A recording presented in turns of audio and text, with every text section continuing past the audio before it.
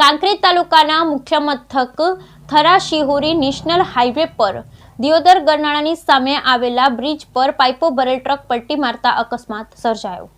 કાંકરેજ તાલુકા મુખ્ય મથક શિહોરીથી થરા તરફ જતા નેશનલ હાઈવે રોડ ઉપર ફોરેસ્ટ ઓફિસ અને દિયોદર નાળા પાસે આવેલ બ્રિજ પર એક ચિનાઈ માટેની પાઇપો ભરેલી ટ્રક ગાય આડે આવતા પલટી જતા સદનસીબે મોટી જાનહાનિ ટળી, જેમાં ટ્રક ચાલક મંગારામ માલારામ ચૌધરી રહે બાડમેર ગાડી લઈ ગાંધીધામથી જયપુર ચિનાઈ માટેની પાઇપ ભરીને જતા હતા, જેમાં રોડ ઉપર ગાય આડે આવતા ટ્રક પલટી ખાઈ જતા સામાન્ય રીતે ઈજા પહોંચી હતી, જેમાં શિહોરી 108 દ્વારા તાત્કાલિક અસરથી શિહોરી ખાતે આવેલ સરકારી હોસ્પિટલમાં ખસેડવામાં આવ્યા હતા। જેમાં સૌથી અગત્યની બાબત વિશે વાત કરીએ તો ટ્રકનું એન્જિન છૂટી ગયું હતું અને બ્રિજ પર ગાડી કોર્નર પર લટકતી જોવા મળી હતી, ત્યારે ઘટનાને કારણે લોકોના ટોળા ઉમટી પડ્યા, જેમાં ડ્રાઈવરનો આબાદ बचाव થયો। Bureau report Bharat.